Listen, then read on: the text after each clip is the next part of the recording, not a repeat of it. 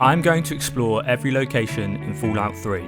Released in 2008 by Bethesda Game Studios and published by Bethesda Softworks, Fallout 3 is the third major installment in the Fallout series and has 161 locations in the base game alone, and I plan on exploring every single one.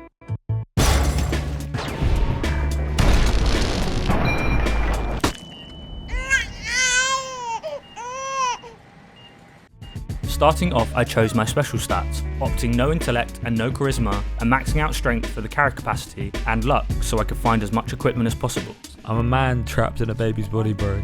Let me out. Let me out. I received my Pit-Boy, shot my first ever gun. It's only a BB gun. Beat up Butch, took the goat, killed the Overseer, and left the vault. Before we continue, I had a few rules for this run. I'm not allowed to fast travel, I wasn't allowed to complete any quests, and finally, once I had discovered a location, I had to explore it no matter what equipment I had. I needed to be methodical about the routes I took, so I decided to split out the map into 3 sections. The lower half of the river outside of DC, the north side of the river, and then downtown DC itself.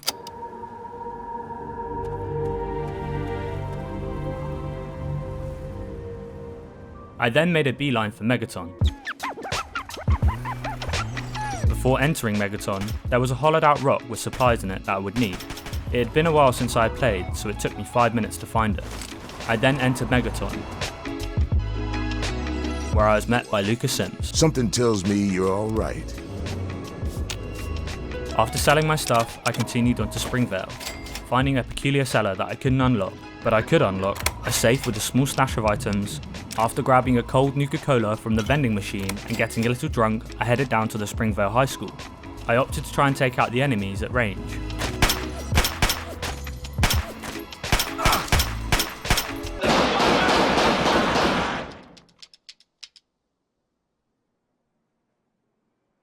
Luckily, the whiskey had given me Dutch courage to go in close quarters.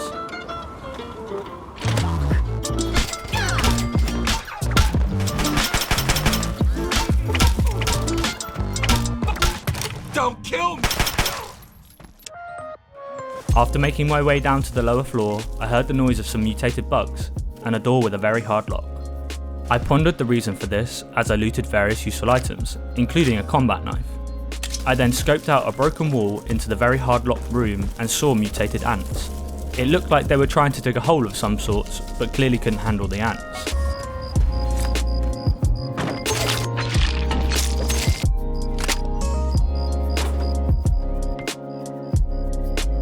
I then arrived at Big Town. Hey, who are you? Easy there, pal. I'm just doing my job. What do you want? While on the search for someone to trade with, I met Bittercup. Oh, hi there. I'm Bittercup. Blah, blah, blah, blah, blah. What's wrong with that girl? You're not, seeing anyone right now, are you? Oh, well, I need to get going. But come back and visit me sometime, okay? She then gave me the most unusual note affirming her love for me. After robbing the locals and being told there were no traders, I headed on my way. That's actually the play here. There's 2. I then found a rather large collection of baseball bats at Ford and Flash Memorial Baseball Field.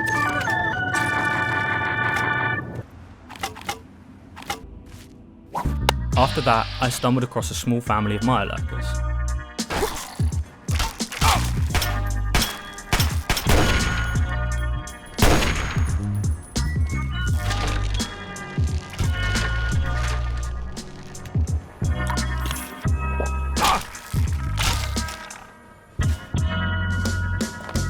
After being crippled from the attack and the drugs wearing off, I was in bad shape as I rolled up to the next location, Northwest Seneca Station. I was determined to find a stim pack just to stop the annoying cripple sound effect. I looted the abandoned store next to the station before heading inside where I met Murphy. You're not here to try and steal my secrets, are you? Murphy was interested in sugar bombs to make Ultrajet. The secret of making Ultrajet, obviously. I was only interested in taking their gear. I thought I could pick the lock medkit when they slept, but clearly they weren't interested. After nearly dying to some mole rats in the toilet and grabbing a few more medical supplies, I headed down the irradiated manhole cover at the back of Murphy's hideout.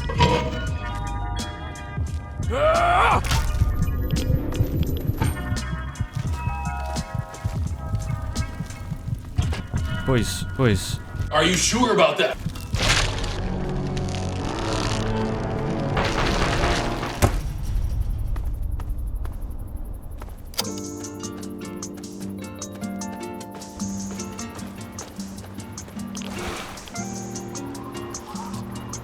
After meeting Doc Hoff and trading some supplies, I headed up to F.E.V.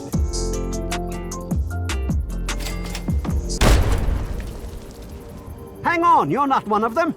I nearly blasted you in two. The only bastards that still pass through are the family. They're the reason for my itchy trigger finger. They killed all of our Brahmin. We could really use some assistance here. Fine. That's what I've come to expect from strangers. Always thinking of themselves.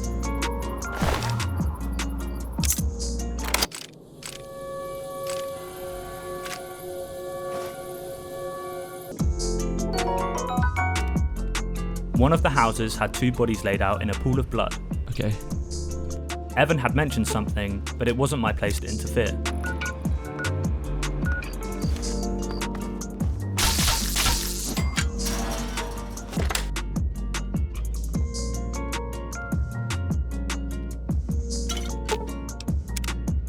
I soon arrived at Jalbert Brothers waste disposal, donning a bandana I found on a wastelander.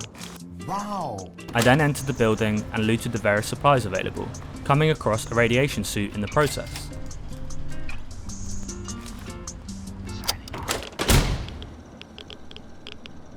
As I rolled up to the next location, there were a few enemies appearing on my compass. I wasn't exactly prepared for what was to come, but I crouched and snuck up to the location with my bat in hand. I soon realised it was Talon Company. They're very geared enemies in the game, so I had to be tactical in my approach. After nearly eating a missile, I went in for the kill, attempting to stun and disarm the opponent while their dog bit at my ankles.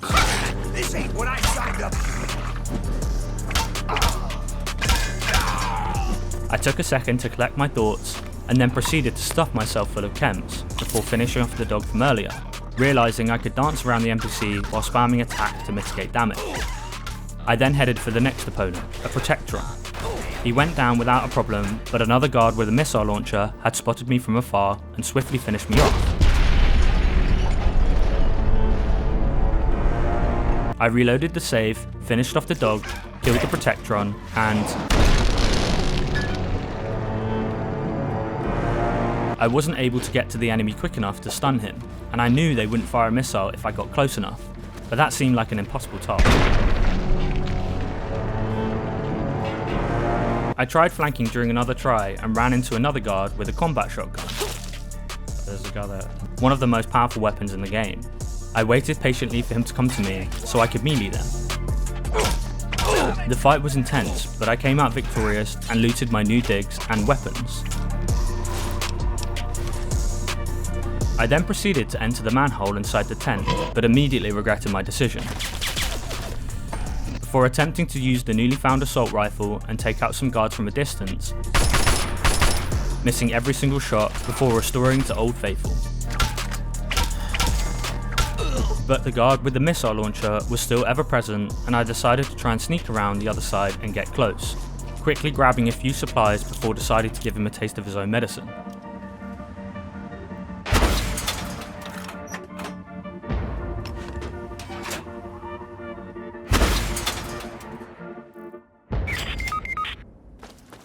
After looting and catching some rest, I headed inside the location to find even more mercs to greet me.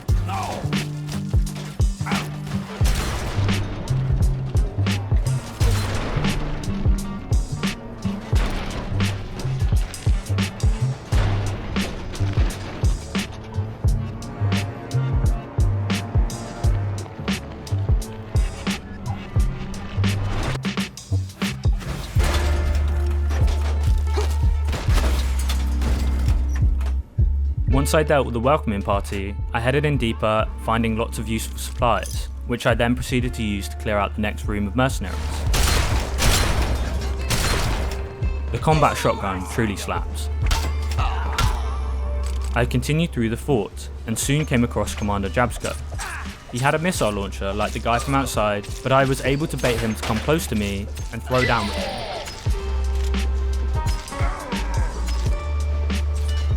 Eventually we got him, rewarding us with his unique knife, Occam's razor.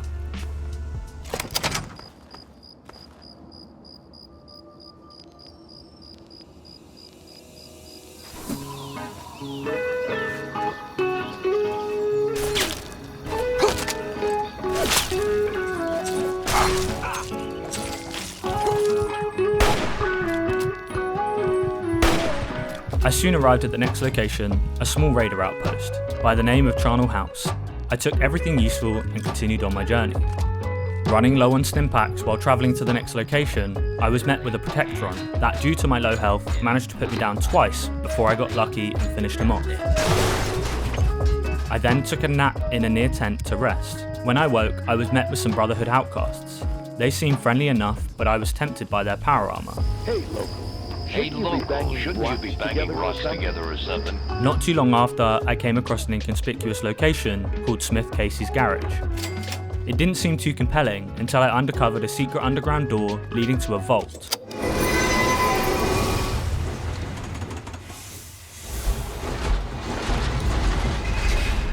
Welcome to Vault 112, resident. You have arrived 202.3 years behind schedule. The vault seemed untouched and in great condition, and it wasn't long after exploring I found my dad in a pod, seemingly comatose. Hey, that's my dad. Maybe someday things will change and we can see each other again. I then remembered he left Vault 101 without me, so I looted the vault and forgot all about him. After wandering for a little while longer, I discovered Jocko's pop and gas stock, which had various supplies and food, and a schematics for a bottle cap mine. A craftable landmine capable of doing 5 times the damage of a standard frag mine, made up of a lunchbox, 10 caps, a sensor module, and a cherry bomb. These would come in handy later. As I arrived at the next location, I was able to see the large tower in the distance. I then ran into a group of hunters that aided me in taking out some ghouls. The key to killing ghouls is to cripple their legs first. I then entered the station, where I was met with more feral ghouls. Eventually I came across a more talkative ghoul. They were friendly enough, but I was only interested in one thing. After dealing with more ferals, I headed back up to the surface, discovering another entrance to the tunnels. I then headed straight for Tenpenny Tower, an old, heavily guarded hotel owned by none other than Alistair Tenpenny. You're not getting in. They seemed to have a strong disdain for ghouls, but luckily I had enough bottle caps to bribe my way into this gold mine full of supplies. They didn't seem to need the supplies anyway. There's got to be someplace safe.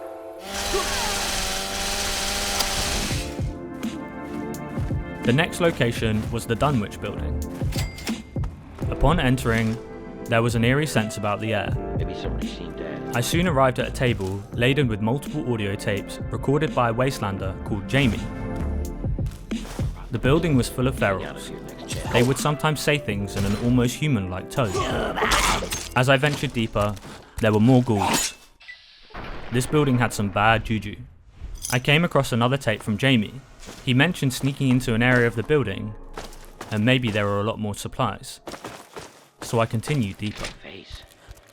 The zombies didn't touch The ghouls were getting stronger and more abundant as I entered the forsaken Dunwich ruins and played Jamie's final entry.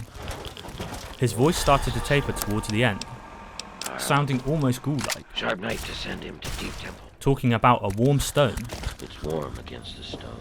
After a while, I stumbled across a subterranean part of the building, met with several ferals and what looked to be a normal ghoul. It was Jamie.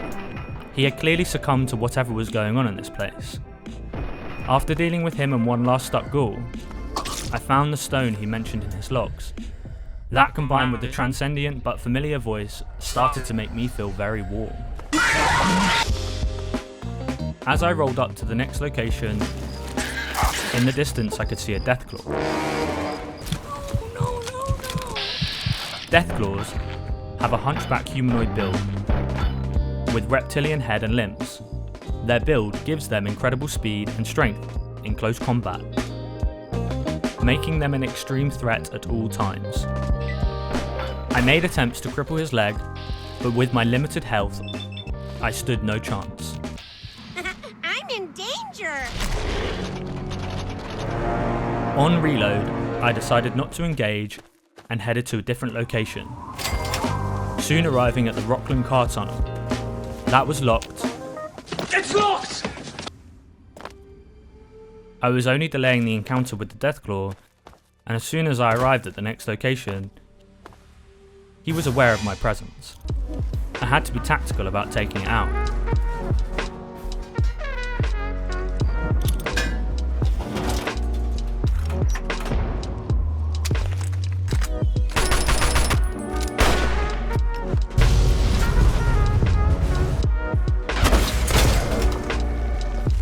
All too easy. One of the trailers in the location had schematics for a Deathclaw gauntlet. Having already cut off the creature's hand as a prize, I headed onwards with new knowledge. I eventually arrived at Girdershade, a small farming outpost. The inhabitants had very little for me to acquire. As soon as I met Sierra Petrovita, she was quite insistent on showing me her Nuka-Cola collection, and I eventually caved, knowing she would pay big bucks for the Nuka-Cola Quantums I had acquired up until this point. But this initiated a quest to start, so I left before she even showed me the first exhibit. I soon found the Yaoguai tunnels. I came across various signs of settlers upon entering the location. It almost felt safe, until my fear was reinforced by the deep growls of a creature not of the natural world. As I went deeper, I was met with a shadowy bear-like figure that sprinted across my peripheral. Finding various loot along the way, it was clear people were using this as a sanctuary. But unknown to them, even deeper in the tunnels lurked vicious beings, the Yaoguai. The Yaoguai are large mutated animals that are descendant from bears that lived across America before the Great War. Wild Yaoguai will attack nearly any other animals or people they encounter. I adopted a similar strategy when dealing with the Deathclaw, putting down several frag mines, but I couldn't get the creature to follow me. I cautiously continued my pursuit, attempting to get it to walk into my trap, but he didn't want to comply. I moved the mines further away and tried again. Success, but there were more to deal with. Stuffing myself full of chems again, I just managed to kill the second one. Although they were tough, they were slow to turn around during their attacks, so I adopted the strategy of dancing in circles around them while wailing away. I soon came across the sneak bobblehead as my reward, and on my way out I found a note confirming the inhabitants of the tunnels, whose fate was sealed by the lurking beasts. After leaving the tunnels, I soon stumbled across a raider outpost, Evergreen Mills. I made attempts to be sneaky and jump onto the roof, but I didn't quite make it. So I ended up using the tried and true method.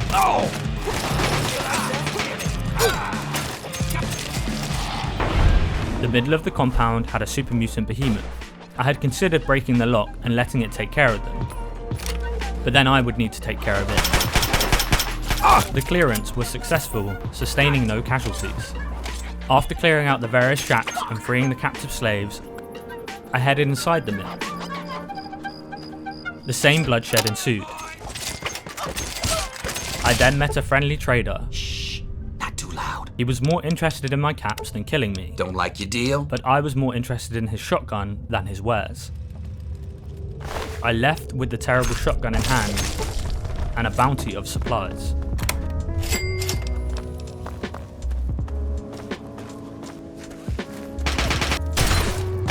Here to see the good doc? After the doc patched me up, Another satisfied customer? I soon arrived at a small town with various shops overrun by the usual wasteland meal. I'm gonna tear your fucking throat out.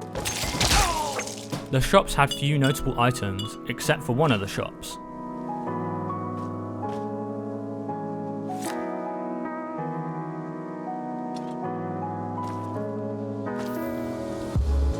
I then entered the metro tunnel the location was tagged for.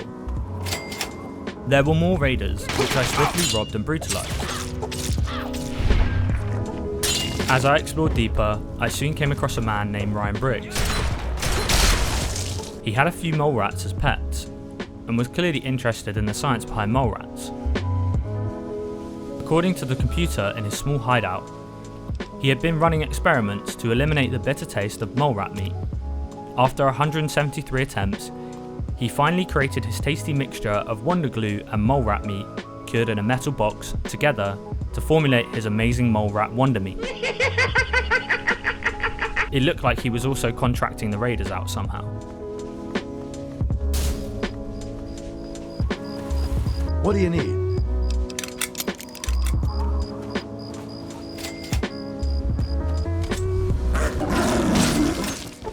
After wandering for a while, I came across Robco Facilities. Robco Industries was a billion-dollar robotics and software corporation founded by Robert House. It quickly became one of the largest and most influential computer and robotics corporations in pre-war United States. As suspected, there were a few threats to deal with. And although I found various useful items, there wasn't much else of interest. I lacked the sufficient science skill to hack most of the terminals in the building. However, I did find the equipment to craft the Deathclaw gauntlet from the hand that I had been carrying around. As I left, I ran into a man trying to sell me robots. I've got a beaut of a deal on this customized gutsy. I wasn't interested in the 1,000 cat price tag, let alone the prospect of the company. It wasn't long until I stumbled across Cliffside Cavern, another raider outpost. It seemed like your standard raider home, but as I went deeper, I eventually came across a familiar sound. The raiders had made their best attempt to stop the overmutated freaks from entering their abode, using frag mines. But I was much smarter this time. I had the power of Bethesda's janky AI, and finished off what the raiders couldn't. I managed to get my hands on the schematics for nuka grenades before leaving.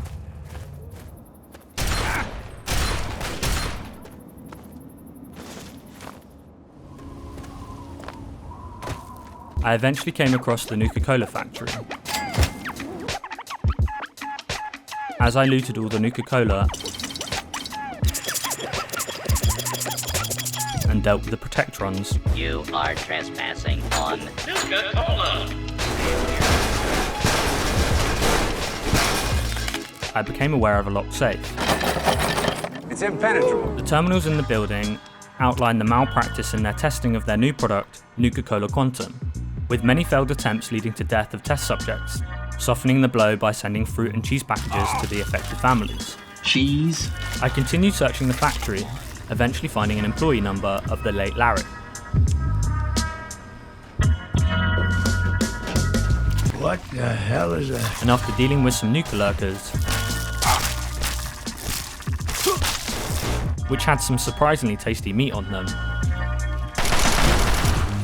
I ran into Milo. Hello there, fellow employee. He insisted on me giving him an employee number, so I proceeded to impersonate Larry, Logged and verified. to which he then gave me the key to the safe from earlier, Have a wonderful and productive day. which contained a secret recipe. One secret formula to go, please.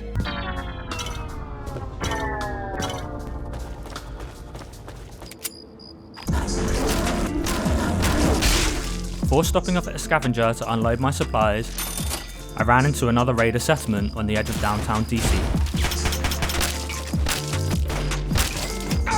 Fairfax Ruins. There were quite a few raiders to deal with, and I was actually quite low on medical supplies, and was once again dealing with a head wound. Sup? I'm gonna eat your heart, you piece of shit. To top it all off, I fell down a trap and into the underground service tunnels of the location. It was full of raiders, but luckily with plenty of ammo and my trusty shotgun in hand, I cleaned the place out.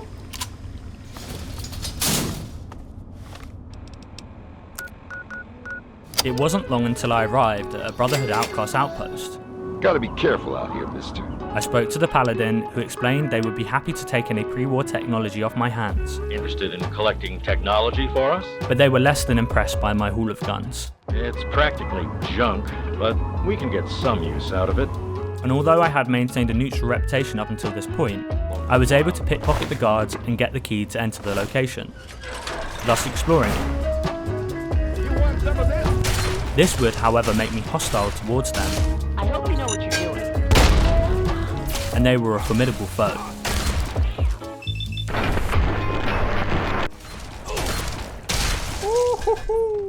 My hand was forced, and I had no other option. I looted the remaining items, including Mist Launcher, a modified missile launcher that behaved more like a noob tube and felt significantly worse than its regular counterparts. As I left, I noted that this venture plummeted my reputation in the wasteland, and I was now considered evil. At least I now had power armor. As a quick side note, Fallout 3 only lets you use power armor when you've been trained by the Brotherhood. This means that you either need to progress the story to this point or glitch your way through the map and force it. I decided the best way was to install a mod that added a perk which I was allowed to obtain once I met the requirements. The next location was nothing more than an abandoned factory.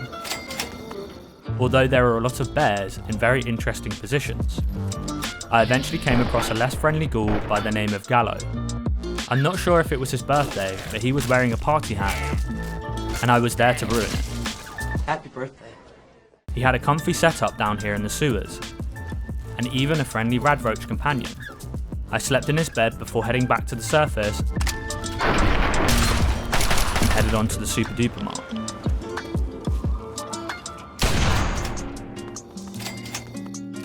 The familiar sight of hanging corpses gave me an indicator on the inhabitants. I'm gonna kick your ass. The market was bountiful in supplies, and I also came across a unique weapon, Sucker Punch, which would knock enemies unconscious. As I was busy looting, it seemed one of the raider parties came back to play, meeting the same fate as their raider companions.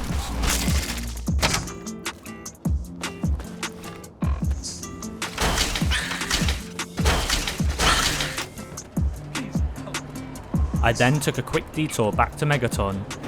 Rule 1, don't bother me. Fixing up my chem addiction. All better now, you big bitch. And unloading and reloading on supplies, before dealing with the raiders at Kayleen's bed and breakfast.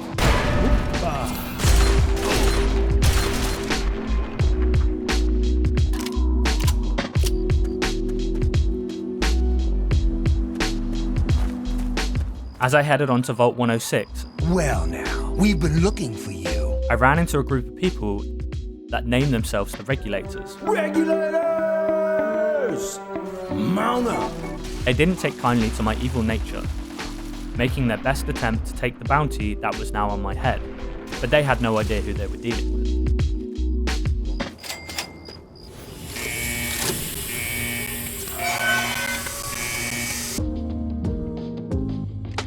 As I entered Vault 106, there was an eerie sense in the air.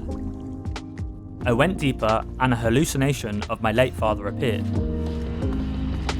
It was quite odd, but short-lived, as I then ran to what used to be a resident of the vault with a crazed look in their eyes.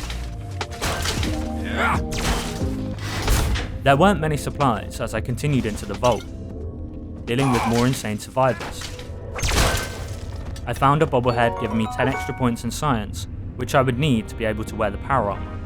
As I continued, I came across various notes that started to paint a picture. Psychoactive drugs were released into Vault 106 air filtration system 10 days after the door was sealed, causing many residents to grow disorientated, delirious, and eventually violent. The Overseer ordered a lockdown, but eventually the Vault security personnel were overrun, which explains the violence among the now shell-like residents. As I got to the end of the vault, I came across one final hallucination, which took me back to where it all began. Beating the crap out of Butch. Once I gained consciousness, I encountered one dweller that seemed a little different than the rest, although no clues were given about him. The irradiated air felt almost refreshing after spending so much time underground breathing God knows what.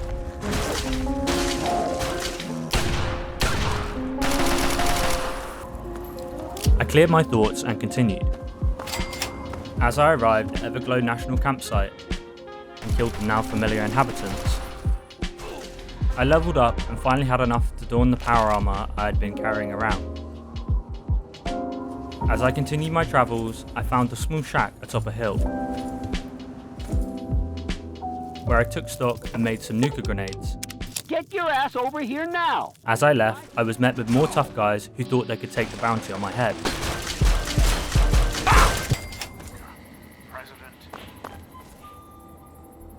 What a dump. The next location was close, but as I got near, my irradiation spiked and I almost instantly died. My god, oh my god, oh my god, oh my god, oh my god. I was confused at first, trying to gain entry a few times, but dealing with the squad of super mutants and the radiation was too much to handle. I then realised this was Vault 87, and there was no way of getting in except through little lamplight. My bad. McCready did mention 2 kids that had gone missing. I ain't gonna let what happened to Sammy and Squirrel happen to anyone else. Maybe if I freed them, he would be willing to let me in without the prospect of completing a quest. There was only one location left on the south side of the river outside of downtown DC. An ant mound. Oh my god! As I cleared out the irradiated ants, hating the sound that they make, I pondered on all the discoveries I had made so far and the many ways to play Bethesda games. Discovering this world was built with care and attention to detail made me a little sad, knowing that the newer entries in Bethesda IPs since Fallout 3, New Vegas, and even Fallout 4 had started to fall short on what made these games so captivating in the first place. Anyways, I showed the Ant Queen who the real queen was and continued to the north side of the wasteland.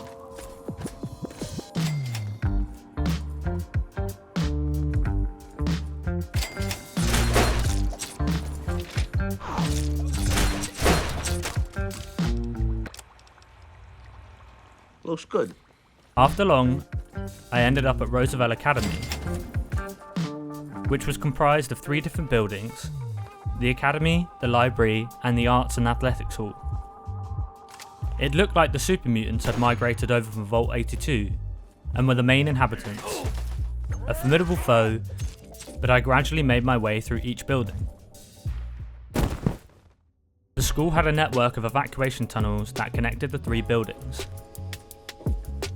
I used this to gain access to the library, the final building in the complex, and was met with a super mutant master and his minigun. Luckily, I shot the minigun out of his hand and picked it up, finishing him off with Old Faithful. Nice. The reward was a cache of ammo and medical supplies.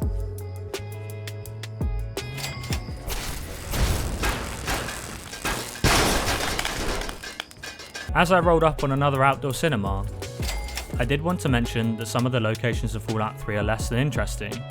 If I actually made a segment about each location, this video would end up being even longer than it already is. Nonetheless, the atmosphere remains a constant and most locations are rich with lore and extra tidbits about what happened.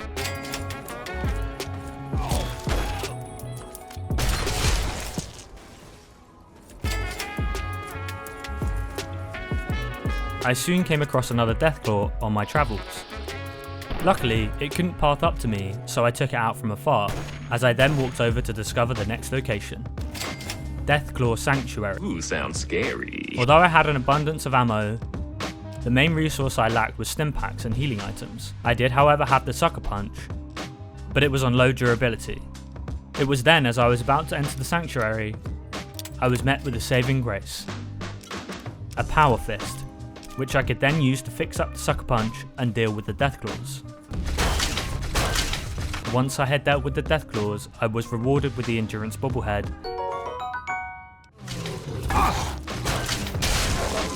and Vengeance, a unique Gatling laser, and continued on my merry way. Rolling up to the next location, a very exciting broadcast tower, I came across a friendly rad scorpion. He's friendly. I guess he thought I was too much of a Chad to start a fight. Before long, I came across a scavenger. What do you need? Set up next to another location. One of 3 satellite array dishes in the wasteland. I entered the first tower and was met with no resistance. After reaching the top and admiring the view for a bit, I continued on my journey. Unfortunately, when I arrived at Raven Rock, the Enclave weren't expecting visitors, so I couldn't proceed inside without continuing the main story.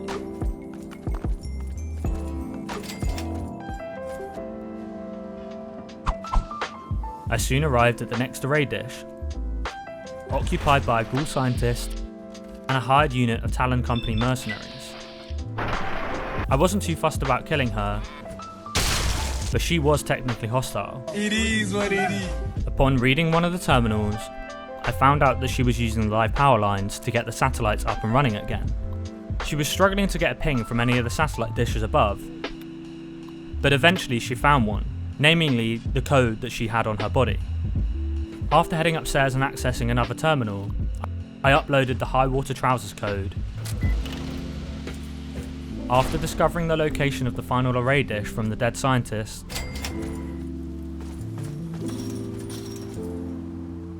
I decided to head that way, coming across Fort Constantine, a heavily guarded military base.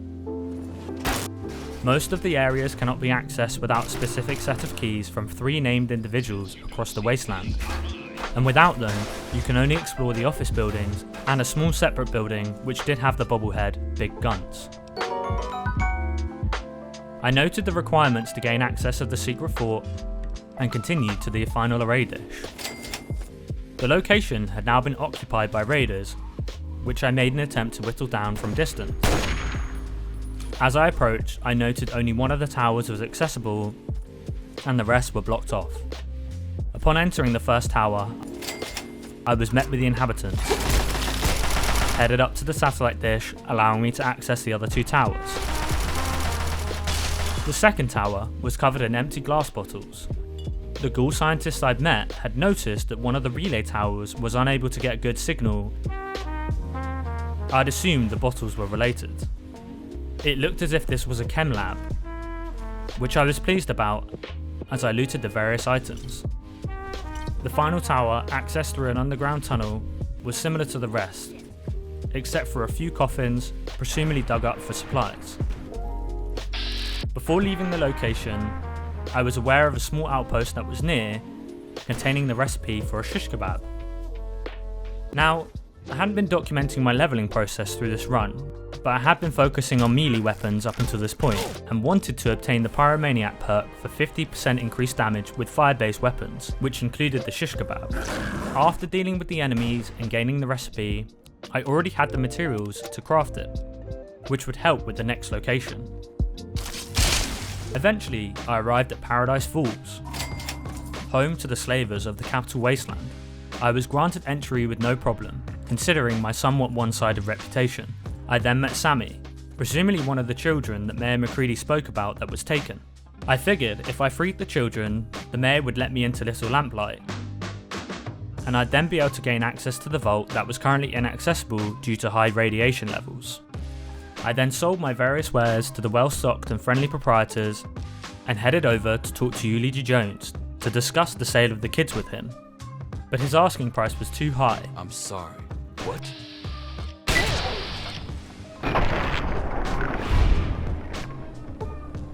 I then went to free the kids, hoping they would make their way back to Little Lamplight.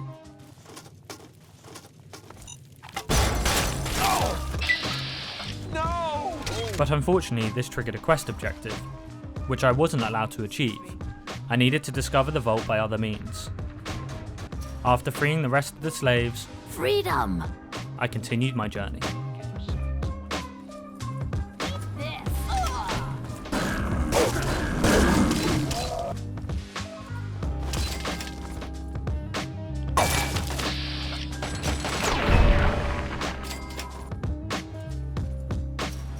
High priority message. Backup is needed at all. Before long, I arrived at Oasis, a welcome green paradise on the edge of a desolate grey-filled wasteland. I was met by Tree Father Birch, Outsider, you have arrived. who spouted off some rubbish about me being the chosen one. He wouldn't let me enter the location without speaking to him about my special quest. I tried pickpocketing the guard, but eventually agreed to speaking to the father and was given access. There wasn't much to Oasis, bar the sheer existence of green trees and a wasteland was something extraordinary. I did chat to the father. He spoke of a mysterious entity that wanted to speak to me. You'd be the first outsider to do so in a very long time. But without drinking the sap and going through a ritual, I wasn't allowed. I did ponder the request, but in fear of completing a quest objective, I decided to leave. I eventually came across a name-friendly super mutant called Uncle Leo. It looked as if he was fleeing the location I intended to explore, but it was heavily guarded by super mutants, and more specifically a super mutant overlord, a new type of super mutant added to Fallout 3 in the third downloadable content pack called Broken Steel, with over double the health of a Deathclaw and equally as deadly at a distance. I managed to push him off the side of a cliff using Sucker Punch. I then proceeded to arm 6 bottle cap mines at the entrance of the bridge to the location. As I waited for the creature to come back, I ended up dealing with the other super mutants, and as I swung my final swing, I heard the glorious sound of bottle caps and ended the Overlord's life for good. This is all that's left! I then untied the 2 captives and looted the shacks for supplies, obtaining a unique weapon called the Board of Education. Before I headed out, I noted that the good deeds I committed in Paradise Falls garnered me a reputation of paragon. Glad to no longer be faced with the regulators, I continued on my way. I soon arrived at Vault 92, full of sound equipment. I learned that Vault-Tec were conducting combat experiments using modulated white noise on unknowing dwellers. Initial trials were successful, with subjects remaining oblivious. However, problems emerged when one musician violently murdered 3 others, forcing security to kill him after nearly 23 gunshots. Professor John Malleus began questioning the white noise effect, but Overseer Richard Rubin considered the deaths negligible, seeing potential for increased strength and obedience. Things deteriorated further as the vault's proximity to underground water caused severe structural deterioration, with crumbling walls even after reinforcements. More dwellers showed adverse reactions, with 7 more killed brutally. Malleus deemed the experiment a failure, with white noise devolving people into mindless brutes. A dying guard revealed to him that Overseer Rubin controlled the trials, installing sound emitters secretly in sleeping quarters for full unmonitored exposure. Half the vault was now dead, and the rest lunatic victims battling for life. Malleus confronted the Overseer, but it was to no avail, and they all met the same fate in the end. While learning about the history of the vault, I also came across an original Stradivarius.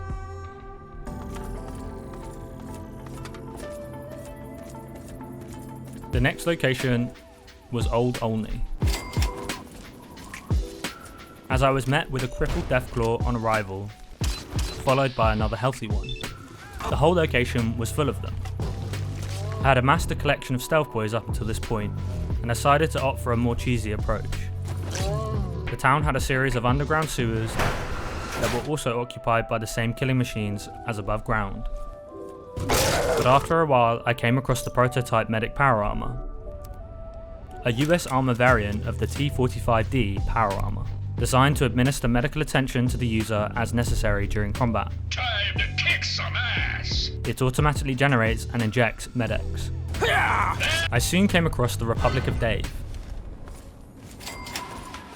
Now, if you remember before, I explored a location called Fort Constantine, and there were 3 keys you needed to obtain to be able to fully explore the location, gaining access to the secret military bunker with incredible loot. Dave, the place the Republic was named after, had one of these keys. What you think you're doing in the Republic of Dave? And I guess I was feeling particularly zealous, and decided to deal with Dave in a less than humane way. I grabbed Old Painless from Dave's personal effects, a unique hunting rifle, and continued to the next location with his key in hand.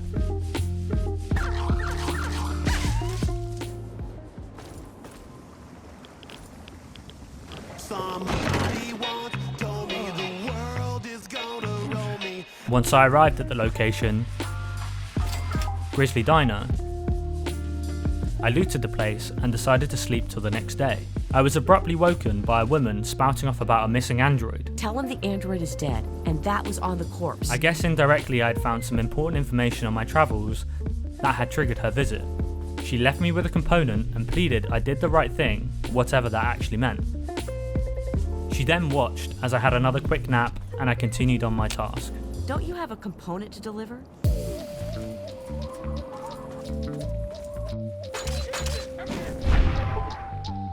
The next location was an abandoned power station. I was pretty low on healing supplies, so I opt for a more stealthy approach. The location itself wasn't too interesting, except for a unique power fist by the name of Fisto. It's not what it sounds like. After that was Minefield, a town formerly known as Ridgefield, given its new name because of the dozens of mines that had littered it.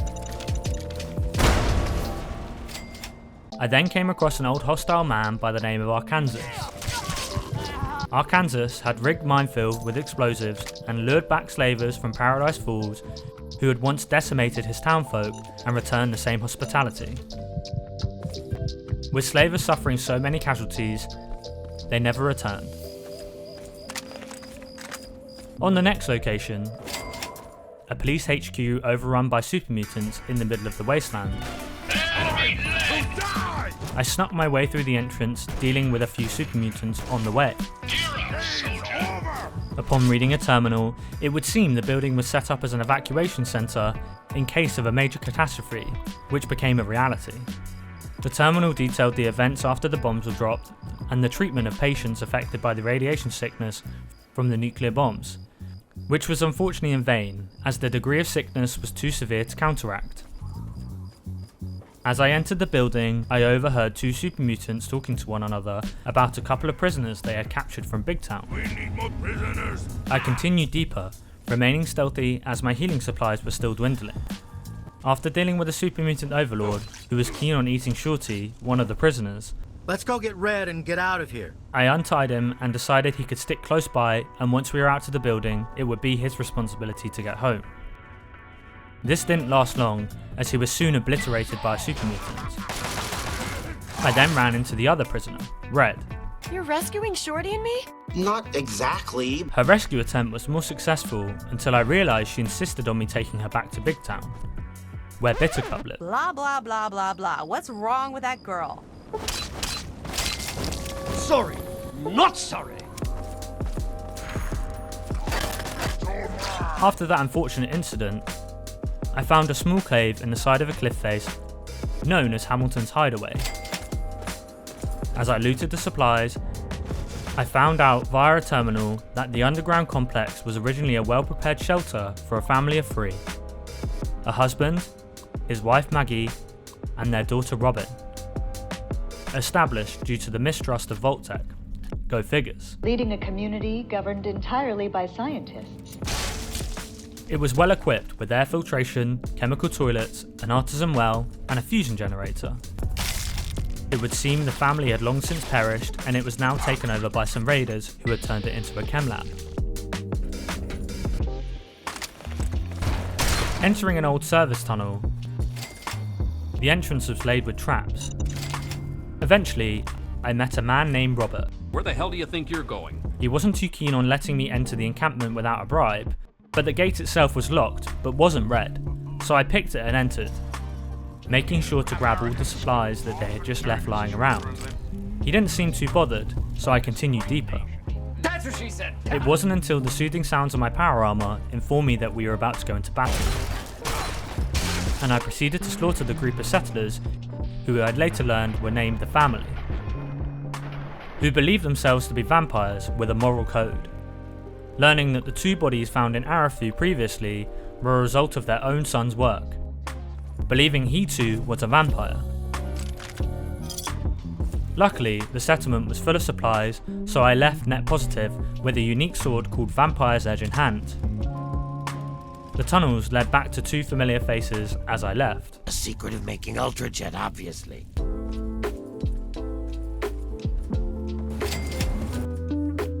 I then met a sweet old lady named Agatha in a small isolated shack. She locked me into a conversation about a violin, and with the Stradivarius in my inventory, there was no other option but to give it to her, prompting a quest to complete. I reloaded the save in an attempt to share some chit-chat, but with low charisma, I couldn't talk myself out of this one. I had no other option but to leave without saying a word. The next location was a scrapyard. I wandered around trying to find more scraps to craft more shish kebabs, when I heard gunshots and the growl of a dog. From behind a stack of old cars, I ran into a furry friend by the name of Dogmeat. Surprised at his friendly nature, I didn't blink when given the option to have him as a companion. Taking out the raiders from a distance that occupied a large half-destroyed building, it turned out to be an armory with a few pieces of notable loot, but nothing particularly interesting.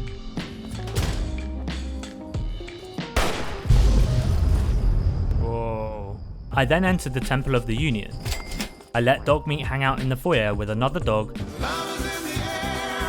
and headed upstairs to look for healing supplies. I then met Hannibal. Ah, a visitor. I wasn't allowed to leave until I swore my allegiance. My moral ambiguity left me in a pickle, so I pondered on the request. I then proceeded to loot what I could, soon realising Lincoln's head was sat in the middle of the common area. I was still unsure in swearing allegiance to this group of people. Besides, I had already taken out all the slaves in Paradise Falls. Who else was left? I spoke to the townsfolk, who insisted I resolve my issues with Hannibal, to which I decided I would agree to his terms, if not for Dogmeat.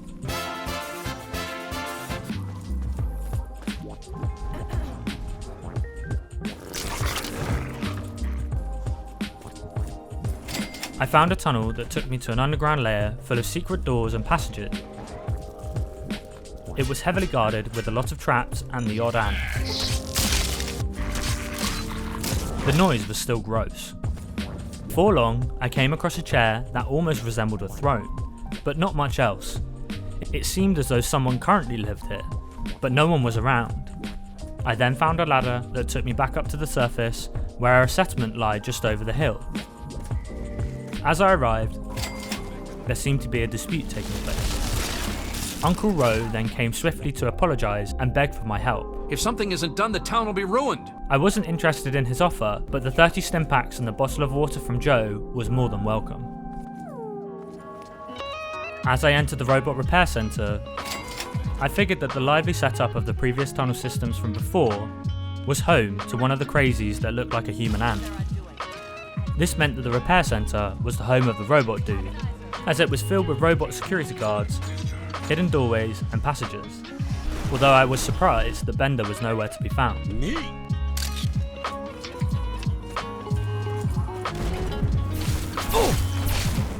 I soon discovered Vault 108, with its entrance filled with aggressive mole rats. Exploring the rusted, eerie tunnels, I began encountering identical dwellers with rage-filled eyes. They wildly swung with melee objects while screaming, Gary! I later uncovered records revealing the Vault's twisted human cloning experiments. The idea was to leave the Overseer's position vacant, hoping that the one that was appointed would die early from cancer. They intentionally set failing power systems that would outlast the Overseer's lifespan, but not support the full Vault. Default entertainment was prohibited and weapons stockpiled. Logs described aggressively hostile cloning reactions from each new Gary subject. By number 53, scientists questioned where to contain the violent copies. When I arrived, only radicalized Garys and creatures remained alive inside. Deep into the cloning lab, I also found the Charisma bobblehead. My next stop brought me to the infested Corvega factory, inhabited by massive ants. Ants. I hate ants. Littering the halls were corpses of various raiders and mercenaries who failed to take out the colony's queen. Clearing away the warrior and worker ants, I eventually achieved what the fallen bodies could not. After claiming the queen's pheromones as my prize, I left the now emptied halls of the defeated colony behind.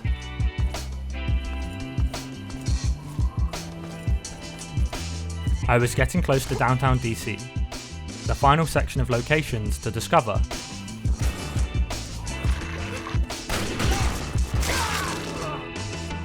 As I approached a cluster of ruined buildings clad with fortifications. All of this just works. Taking out the raiders that occupied the ruins granted me the lockpicking bobblehead, which raised my lockpicking skill to 100.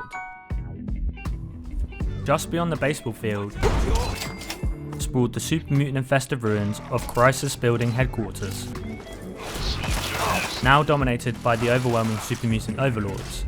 Clearing the complex took some time. I even died, something that hadn't happened for quite some time. Chrysler were manufacturing Corvega cars before the bombs fell, and the ruins itself were interlinked with service tunnels running underneath, all filled with super mutants. I managed to deal with them, looting all the various books and supplies available, but it was safe to say that I left net negative. Kick some ass! Gear up, soldier! There was a sewer grate lining the walls of a building that spiked my radiation as I got close. It was home to a family of mire lurkers. Interwoven into the metro systems were tunnels where they laid their eggs and brought their victims to feast. Nonetheless, I thinned the population.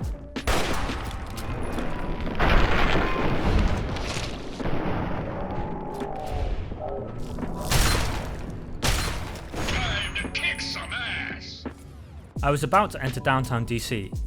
A group of raiders inhabited the entrances to the metro as I took them out from a distance. Just a quick disclaimer. First, if you've come this far in the video, thank you. Secondly, I had completely forgotten about how frustrating the layout of DC was itself, where you had to use multiple metros and underground routes to get to small sections that were completely cornered off from one another. Due to the fast travel limitations I'd set, this only became more frustrating, as in order to get to sections of the map, you need to backtrack, and without the Explorer perk, thinking I'd just figure this out on my own, I got lost lots of times. Anyway, the point is, a lot of these tunnels and metros have copy and paste assets and are of no interest at all, but make up half of the final locations in the base game, so I'll be skipping most of these locations unless interesting otherwise. I entered the metro and soon emerged, surrounded by a dilapidated concrete jungle and met with super mutants. As the battle continued, I came across some people wearing power armor. They didn't survive the onslaught, and as I looted their corpses to fix up my suit, a behemoth came running around the corner.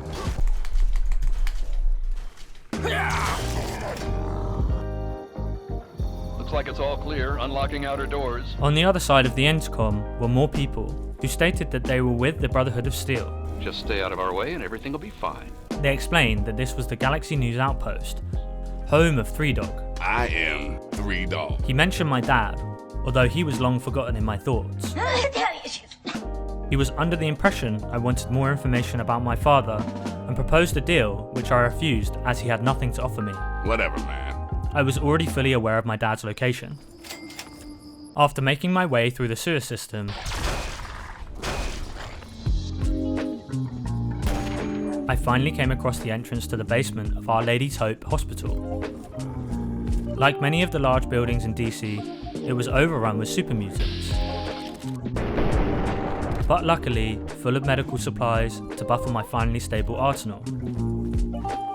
As I entered, I accessed the terminal describing some of the ailments people had been admitted to hospital pre-war. A gentleman who had pulled his groin while in the companion of a lady, That's what I'm talking about! and another who had slipped and fallen and after one night of care showed no signs of injury but had requested 8 pillows when he slept. A lot of pillows. I continued dealing with the many super mutants, of which a handful were overlords, and looted plenty of medical supplies. I headed up through the hospital and eventually came across a broadcasting antenna that had fallen from the hospital onto the adjacent building, giving me access to the Statesman Hotel. Once I jumped down, it would seem there was no way of getting back up, so I pressed forward, dealing with more super mutants and navigating my way through the various rooms. Eventually, I stumbled across some traps and some already dead super mutants, and a body curled around a special ammunition crate that I couldn't open. I continued through the top of the floor bistro of the hotel, dealing with more of the mutants, and eventually found my way to the rooftop where I heard gunshots. Hey you, get your ass over here before you attract every super mutant in the building. I met a group led by a guy called Butcher, who assumed I was reinforcements and mentioned Riley. Now, what's up with Riley? She okay? A person who I wasn't aware of. He insisted we needed to help each other to get off the roof, and with no other way of getting back, I decided I would need to help just this one time. The plan was to get the elevator working by acquiring a fission battery from a Protectron. I headed to a store cupboard, which definitely didn't take me 20 minutes to find, and grabbed the component, proceeding to fix the elevator, and I rode down to the first floor with the rest of the Rangers. We were then met with an onslaught of super mutants. Unfortunate for the Rangers, Brick didn't make it. But fortunate enough for me, I was able to loot her unique minigun, Eugene. We parted ways, and I continued my journey.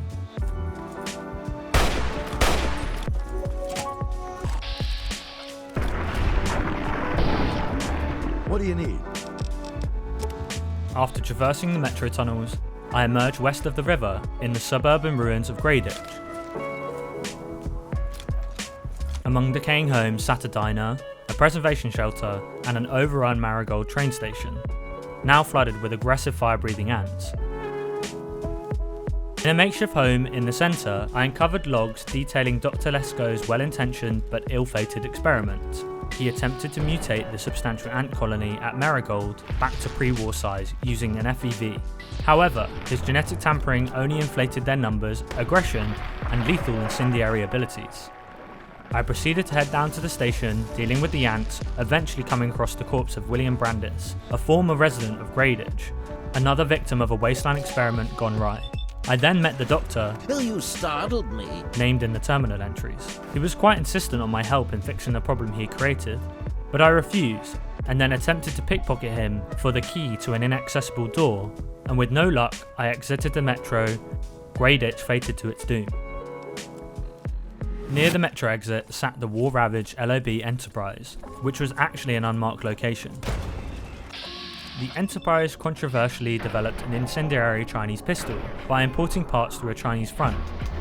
Under federal scrutiny, the employees were given firearms and made to take part in drills should they be invaded, swearing an oath to LOB Republic. Mere hours before nuclear catastrophe, agents uncovered illicit operations and raided company headquarters. After dealing with the many robots that littered the halls, I came across the CEO's office, where I acquired the said Zhurong V418 Chinese pistol, which fired incendiary rounds.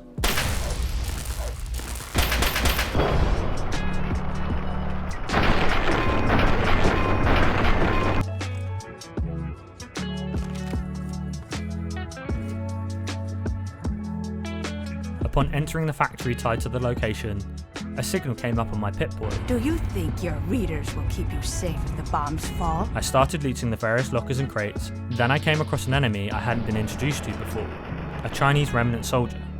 They were ghouls, supposedly survivors of the calamity, but no stronger than your average raider. On one of the captains, I found an encryption key that unlocked a secret file on a nearby terminal, revealing that Mama Dolce's was a front for Chinese intelligence and espionage throughout the DC area.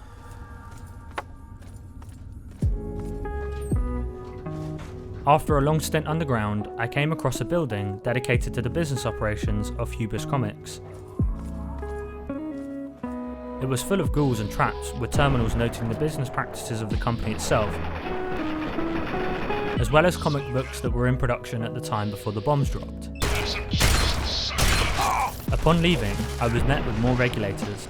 Clearly, my reputation in the Waste had deteriorated. Keep moving, Wastelander.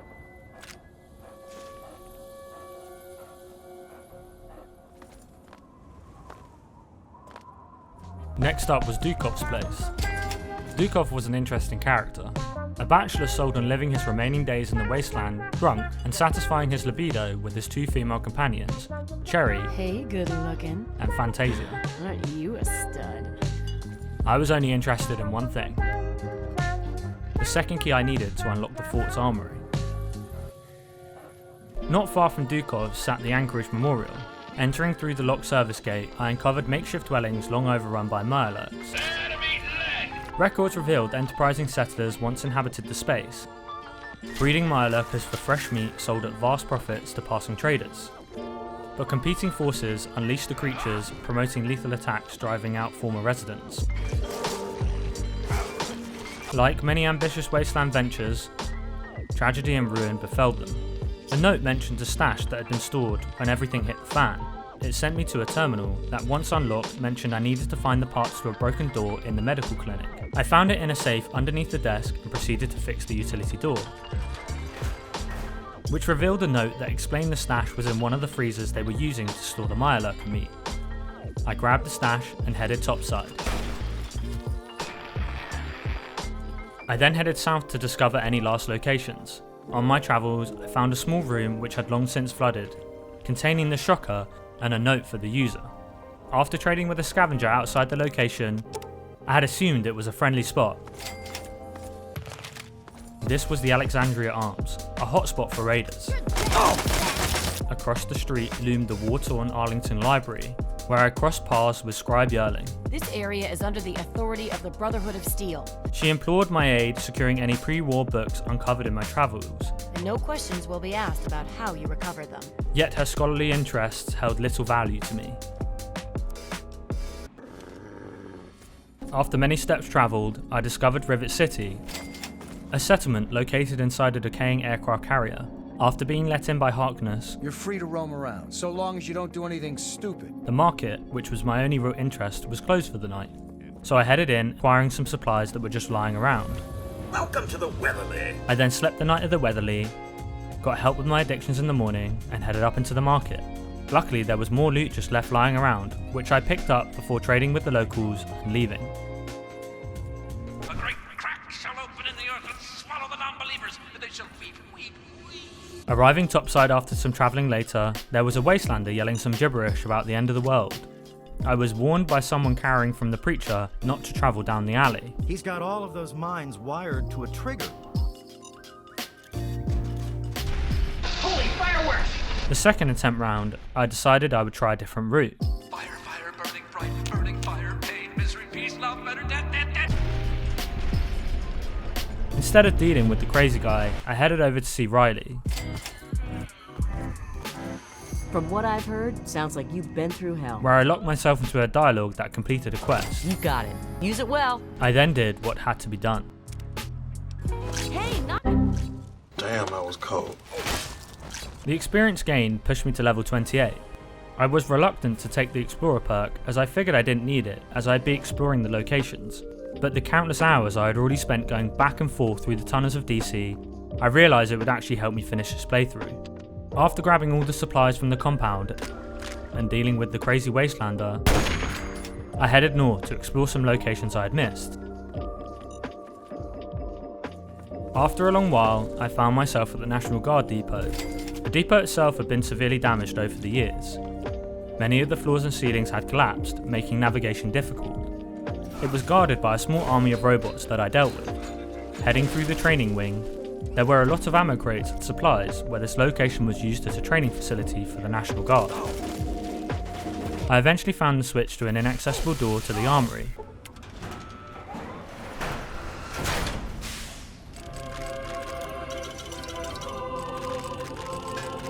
I then gained access to the second set of doors via a 5-digit code, each number spread across the waist and held by a member of the Keller family. The hope was for the family to use the armory as a bunker when the bombs dropped. It's free real estate. I was greeted by a glowing one, supposedly the only surviving member of the family.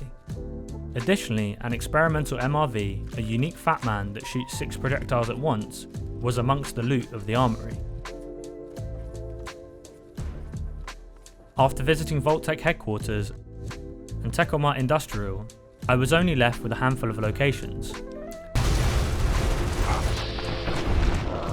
These locations were all accessible via the mall, a strip that runs from the Washington Monument all the way to the Capitol building, the location where my journey would end. Before heading over, I had forgotten one thing: Fort Constantine. I had made my way over to Rivet City to grab the final key from Ted. You can chill with me if you want. And then made my way back to the building to obtain what I deserved. With my arsenal of weapons and my suit of T-51 power armor, I made my way through the metro tunnels and arrived at the mall. The first site on my list was the Lincoln Memorial. That's close enough. I was met by a man named Silas. Let's go see Mr. Walker. Who led me to his boss Leroy. I'm Leroy Walker. Who asked a favour of me. Are you interested? He then demanded that I stay out of the memorial, but I wasn't too keen on following the rules.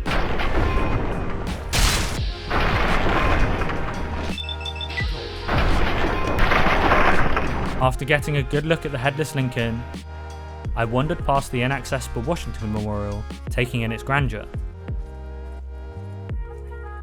I then headed into the Museum of History, checking out the lower halls first, where I was met with a couple dozen feral ghouls, guarding a considerable number of artifacts of Abraham Lincoln, including his repeater. Oh, well, would you look at that? I then headed into the main section of the museum, which was home to a society of friendly ghouls. After chatting to some of the locals and curing my addictions, I continued on my whistle-stop tour of the mall. This part of the wasteland was infested with super mutants, but they were no match for the powerhouse I had become. Just across from the Museum of History was the Museum of Technology, aptly named for its various exhibits detailing the pre-war technological advances. One of the information terminals had a message from a guy called Prim to Jigs, mentioning a cache inside the museum that we would gain access via the usual breadcrumbs. There were 3 terminals to be exact, each requiring an input from a multitude of numbers, the answer being directly tied to the name of the author, Prime. I entered each code correctly, granting me access to the cache in the museum, and a note telling his buddy to meet him at the usual spot, the diner near Drury Street Metro. A quick detour to said diner granted me a unique Chinese assault rifle and 500 caps. I then resumed my tour of the mall, entering the archives, greeted by Sydney, The muties are coming. swiftly followed by an onslaught of super mutants. You're pretty decent in a firefight. The woman then mentioned she was after the Declaration of Independence and needed my help. I've waited this long to get the declaration. I refused, which led her to flee the building, never to be seen again. She clearly had the keys to access the lift that would take me to the archives, and without it I wasn't able to continue further into the location. I had now arrived at my final destination, the Capitol building. As I got close, a band of Talon Company mercs initiated a raid on the building. I joined the slaughter, mutual in my hatred for both parties. With the bloodshed over, and the sun rising on the Washington Monument, I took stock of all the loot and discoveries I had made on my travels throughout the wasteland. Although I still had one more location to explore, I made my way back to Little Lamplight, hoping my good deeds at Paradise Falls would grant me access. We're getting out of here.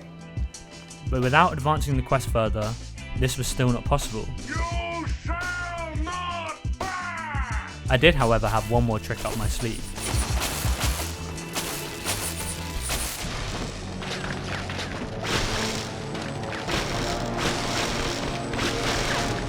And with that, I had explored every location in Fallout 3. Thanks for watching this video. If you stayed to the end, you're a real one, and I wanted to thank you. I do have more videos coming, but they take a long time to produce, so consider subscribing.